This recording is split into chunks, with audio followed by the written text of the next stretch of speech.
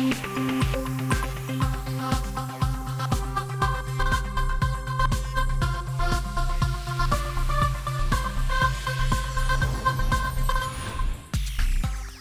And welcome, मैं विवान और आप देख रहे हैं बॉलीवुड का hottest news show planet Bollywood news. हम एक बार फिर हाजिर हैं बॉलीवुड की latest news and hot gossips लेकर। So why wait, let's start today's headline. बताएंगे कि सलमान कैसे फंसे पॉलिटिकल पार्टीज के बीच और दिखाएंगे आपको ऐसी टॉप 10 स्टोरीज जिन्होंने इस हफ्ते क्रिएट किया बज़। सलमान खान की प्रोडक्शन की आने वाली फिल्म ओ तेरी फंस गई है दो पॉलिटिकल ग्रुप्स के बीच, एक जो कर रही है अपना बचाव और दूसरी जो करना चाहती है अपने अपोनेंट पार्टी का पर्दाफाश थ्रू सलमान फिल्म। क्या है ये पूरी गुत्थी, जानिए हमारी टॉप स्टोरी में। एक तरफ है यंगस्तान को बढ़ावा देने वाली कांग्रेस, तो दूसरी तरफ है करप्शन के खिलाफ खड़ी हुई आम आदमी पार्टी, और इन दोनों के बीच आ खड़ा हो गया है बॉलीवुड का एक सुपरस्टार। सुपरस्टार भी कोई आम नहीं, वो है सलमान खान। कंट्रोवर्सी शायद सलमान इस बार फंस गए हैं दो पॉलिटिकल पार्टीज की रिफ्ट में। सलू भाई के थ्रू प्रेजेंट की जा रही फिल्म ओ तेरी बहुत जल्द आने वाली है थिएटर्स में, लेकिन इससे पहले ये फिल्म जनता तक पहुंचे, इसके खिलाफ खड़ी हो गई है कांग्रेस पार्टी। ये पॉलिटिकल पार्टी देखना चाहती है सलमान की फिल्म O Teri before it reaches the audience, क्योंकि apparently this film is based on the Commonwealth games scam. According to sources, the character played by Anupam Kher in the film is based on CWG's former organizing committee chairman Suresh Kalmadi, who was accused of irregularities in the preparations for the 2010 games. और इसी के चलते Congress party ने रखी है demand कि film पहले उनसे क्लियर करवाई जाए, as elections are around the corner and they don't want their image to get hampered because of what's shown in the film. दूसरी तरफ खड़ी है आम आदमी पार्टी, जो कर रही है सलमान की फिल्म को बखूबी support, cashing in the opportunity to let down its opponent party. मगर क्या इन सब के बीच फंसकर सलमान की फिल्म करेगी सफर या फिर मिलेगी फिल्म को माइलेज? ऐसे ही कुछ सवालों का जवाब जानने के लिए हमने एक्सक्लूसिवली बात की फिल्म के प्रोड्यूसर और सलमान के brother in law Atul Agnihotri से। हमने कोई एक स्कैम पे या किसी एक आदमी को टारगेट नहीं किया। हमने जो पॉलिटिकल सिचुएशन है उसके ऊपर हम लोग ने एक कॉमिक सटारिकल टेक बनाया है। हमें कोई डर नहीं किसी को भी पिक्चर दिखाने में। हम तो चाहते हैं लोग देखें। हम पिक्चर अपने लिए तो बनाते ही नहीं है, हम तो लोगों के लिए बनाते हैं। तो हम तो चाहते हैं कि ज्यादा से ज्यादा लोग दिखें। देखिए, हमने बनाई तो पॉलिटिकल सटायर है, हमें इस टाइप का अटेंशन मिलेगा ये तो हम समझ ही रहे हैं। तो हम लोग ने किसी को मतलब रेफरेंस नहीं बनाया। हमने ये नहीं बोला कि कलमाड़ी या ऐसा कुछ हम लोग ने नहीं कहा है। लेकिन बट कुछ चीजें हुई हैं जो हर रोज अखबार में कुछ ना कुछ आता है। हमने भी उन सब मुद्दों को हमारे फायदे के हिसाब से यूज किया है ताकि जो हम कहना चाह रहे हैं वो आगे आए। बॉलीवुड का एक सिंपल सा फंडा है, पब्लिसिटी जैसी भी मिले, नेगेटिव या पॉजिटिव, स्टार या फिल्म जब तक न्यूज बनाए तब तक सक्सेसफुल कहलाती है। नाउ लेट्स सी कि सलमान की इस फिल्म को देखने के बाद कौन सी पार्टी कहेगी ओ तेरी। For Kunal Mandekar, zoom, Mumbai. अब बारी है इस हफ्ते की टॉप 10 स्टोरीज जानने की। दोस्त who missed out on our show, हम आपके लिए लेकर आए हैं बॉलीवुड का पूरा वीकली अपडेट हमारे इस काउंटडाउन में। तो चलिए शुरू करते हैं इस हफ्ते का काउंटडाउन। काउंटडाउन नंबर 10 पर है हरमन बवेजा का clarification on the recent rumours, जहां कहा जा रहा है कि बहुत जल्द बिपाशा बासु और हरमन बवेजा करने वाले हैं शादी। और इसी न्यूज पर जब हमने हरमन से एक्सक्लूसिवली बात की तो सुनिए क्या था उनका जवाब। No marriage plans, nothing. इतनी सारी खबरें चल रही हैं, nothing. But why is this news going? I feel to understand myself, you know. I think people just tend to you know, it's natural, yeah. But I think जब होगा तो chances are that you will find out before me from what I'm figuring out. But hopefully I'll find out.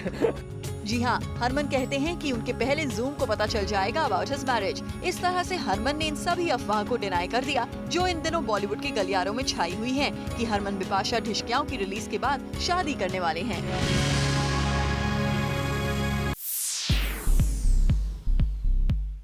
Hi Sunny, welcome to our show. Thank you. Okay, you know, apparently for this movie you had to look like scary and eerie. How was that for a change? Did you get scared seeing the mirror yourself? I did. Yeah. There was many times where I forgot what I looked like, and I'd look in a mirror and go, "Oh my God, Such a change."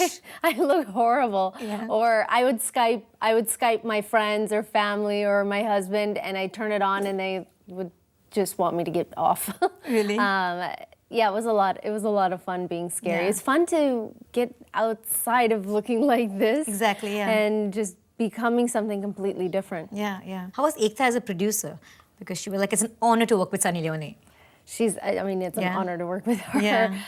and be part of this film. She's great. We have a really professional relationship, and I don't get to see her that often because she's always really busy.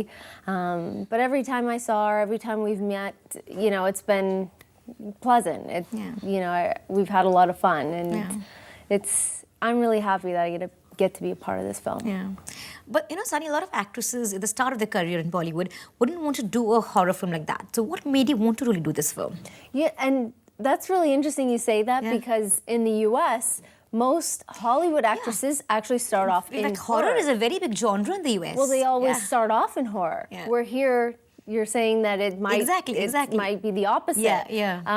I grew up watching, you know, when you think of like a lot of huge actresses in Hollywood, they all started off in horror, and that's what I grew up with. So for me, it wasn't something that was abnormal.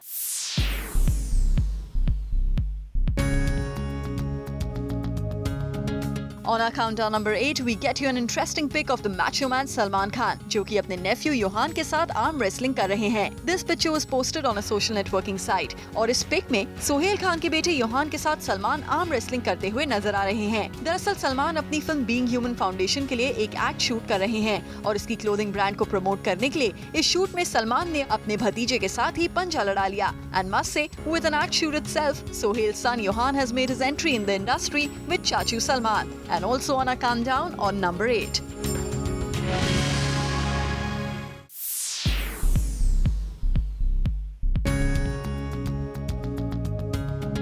Countdown number 7 पर है एक controversy जो कुछ समय से उलझी हुई है, पर अब लगता है सुलझ जाएगी. And it's related to Saif's brawl with Iqbal Sharma at a 5-star hotel, जिसके बारे में एक्सक्लूसिवली करीना ने बात की, कुछ ऐसा कहते हुए. जो भी था वो प्रॉब्लम सॉल्व वहीं हो गया था ताज में. जो भी था वो प्रॉब्लम सॉल्व वहीं हो गया था ताज में. दरअसल कुछ दिनों पहले खबर आई थी कि सैफ के अगेंस्ट चार्जशीट दर्ज की गई है इन दिस ब्रॉल केस, और इस पर जब करीना से हमने पूछा कि इस बात में कितनी सच्चाई है, तो उन्होंने हमें ये क्लैरिफिकेशन दिया. जो भी था वो प्रॉब्लम सॉल्व वहीं हो गया था ताज में. But I think obviously media में एंड जो लोग बाहर बात कर रहे थे वो अलग था, but that problem was solve. उसी रात को हम लोग ने he had apologized and the matter was anyway solved. जी हाँ, करीना का कहना है कि ये लड़ाई उसी दिन सॉर्ट हो गई थी जब सैफ ने इकबाल शर्मा से अपोलोजाइज किया था. And in this way Saif ने कामली इस मैटर से डील करके अपने ऊपर से एलिगेशन हटा दिया.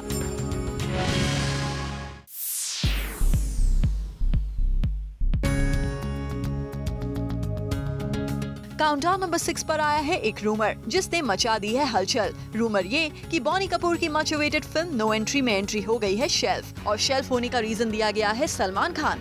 एक्चुअली दीज डेज सलमान अपनी फिल्म्स के शूट को लेकर काफी बिजी हैं, और सलमान ने back to back projects sign कर लिए हैं और उनके लिए कमिटमेंट भी दे दी है. सलमान के इसी बिजी शेड्यूल की वजह से ये न्यूज आई कि उन्होंने बॉनी कपूर की नो एंट्री में एंट्री को रिजेक्ट कर दिया, साइटिंग डेट इश्यूज. पर जब इस न्यूज पर हमने बॉनी कपूर को कॉन्टैक्ट किया तो उन्होंने क्लैरिफाई करा ये कहकर कि इस न्यूज में कोई सच्चाई नहीं है. भले इस बात में बॉनी कपूर के साइड से कोई सच्चाई नहीं आई हो, पर इस रूमर ने बॉलीवुड में जरूर एक बस क्रिएट कर दिया है.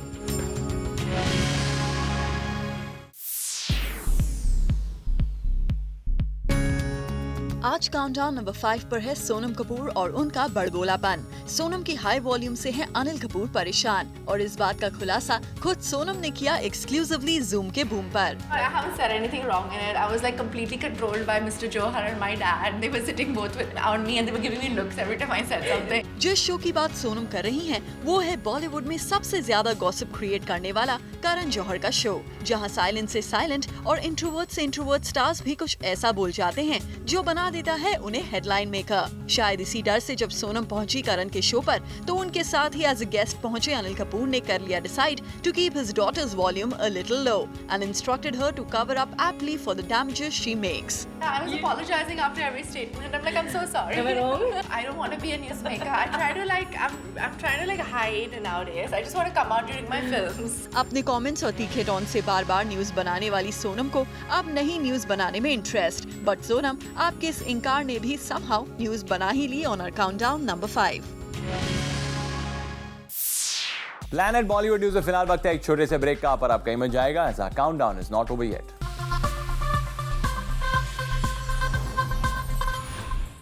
Well, our countdown is not over yet. अब जरा नजर डालिए इस हफ्ते की और भी ज्यादा हॉट एंड सिजलिंग न्यूज पर.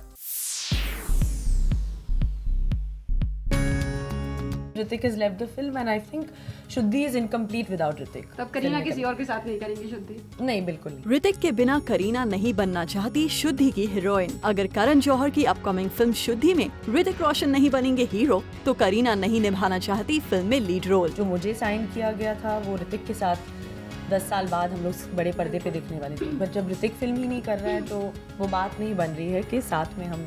और करीना का यही स्टेटमेंट बना गया है उन्हें इस वीक का नंबर 4 बस मेकर। जी हाँ, करीना ने जूम से शेयर कर डाली है शुद्धि को लेकर अपनी फाइनल कंडीशन, और इसी के साथ एक बार फिर उलझती दिख रही है शुद्धि के लीड पेयर की कहानी, क्योंकि इससे पहले करीना ने ही शुद्धि के शेल्फ होने की बात कही थी। No, I think Karan is clear that the film is shelved. Yeah, it is shelved, and so it's not happening. So you won't get to see you again. I guess not. I mean, he himself has left the film, which is the sad part. जहां करीना ने शुद्धि की story शुरू होने से पहले ही film खत्म होने का ऐलान कर दिया था, वहीं करण ने अपने एक ट्वीट में शुद्धि की प्रोसेस कंटिन्यूड होने की बात कही थी। और इस बार भी जब ऋतिक के बिना शुद्धि ना करने का करीना का बयान सामने आया है, वहीं एक लीडिंग डेली में प्रिंट होकर आ गई है शुद्धि के लिए ऋतिक को मनाने की एफर्ट्स की खबर। इस रिपोर्ट में कहा गया है कि करण शुद्धि के लिए ऋतिक को मनाने में लगे हैं। वैसे इस बात की पॉसिबिलिटी अब बहुत थोड़ी बची है, क्योंकि रीसेंट मीडिया रिपोर्ट्स तो करीना की ऋतिक के साथ काम करने की विश के ऑपोजिट ये इशारा करती रही है कि ऋतिक और करीना शायद ही कभी दोबारा साथ काम करेंगे। ऐसे में करीना की सिर्फ ऋतिक के साथ शुद्धि करने की जिद के पीछे का रीजन वाकई किसी मिस्ट्री से कम नहीं। Hrithik has left the film, and I think Shuddhi is incomplete without Hrithik. तब करीना किसी और के साथ नहीं करेंगी शुद्धि? नहीं, बिल्कुल नहीं। बट जब तक ये मिस्ट्री सॉल्व नहीं होती, Kareena rests on number 4 this week.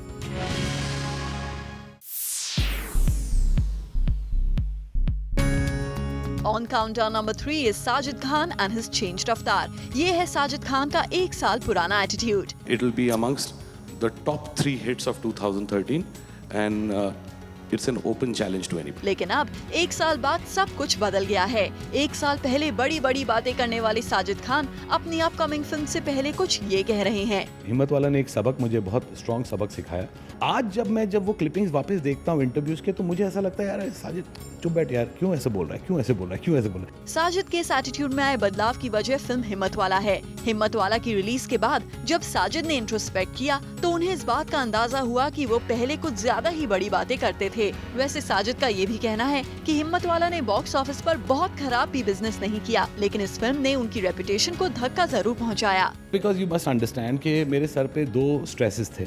एक बहुत बड़ा स्ट्रेस था कि इस फिल्म का स्क्रीन प्ले कैसे और मज़ेदार बनाऊं, और कहीं ना कहीं मुझे ऐसा लगा कि एक बहुत बड़ा डिसअपॉइंटमेंट हुआ मुझे भी, अजय को भी, आई थिंक वाशु जी को भी, यूटीवी को भी, हमको भी, जबकि बॉक्स ऑफिस नंबर्स हिम्मत वाला के इतने बुरे नहीं थे जितना बताया गया, इतने बुरे नहीं थे। इट वाज कवरेज हुई थी फिल्म की, लेकिन रेपुटेशन में हम सबको एक बहुत बड़ा धक्का लगा था। वैसे साजिद खान अब अपनी गलती समझ चुके हैं और अब उनका कहना है कि वो बड़ी बड़ी बातें करने से बचेंगे। मेरी पॉजिटिविटी अक्सर एरोगेंस में बदलती थी कि मेरी पिक्चर 100 करोड़ करेगी, देखना। ये जब मैं बोलता था ना, तो कहीं ना कहीं उसमें एक पॉजिटिविटी होती थी कि आई होप 100 करोड़ करे यार, मेरी पिक्चर लोगों को पसंद आएगी, आप लोगों के लिए बनाइए। लेकिन वो जिस तरह से फीडबैक आता था उसका कि यार ये अपने आप को क्या समझता है यार, तो I think somewhere I feel there has been a certain amount of growing up very fast, and I put all the negative energy which came from everywhere into making a positive film. तो साजिद का ये changed अवतार कुछ इस तरह बना गया उन्हें इस वीक का number 3 buzz maker.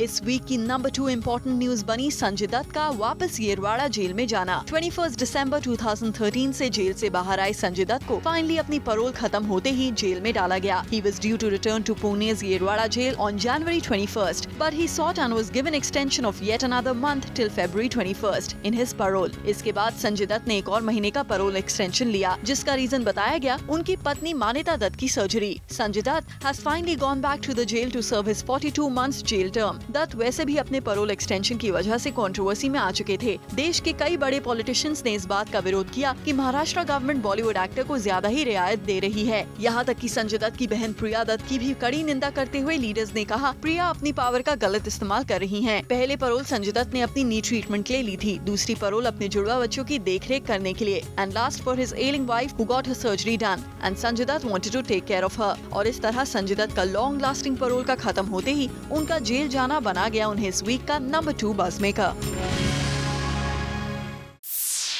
Planet Bollywood news में फिलहाल वक्त है एक छोटे से ब्रेक का, बट डोंट गो एनीवेयर क्योंकि इस ब्रेक के बाद आपको दिखाएंगे इस काउंटडाउन की टॉप स्लॉट की स्टोरीज जिन्होंने इस हफ्ते क्रिएट किया मैक्सिमम बज़।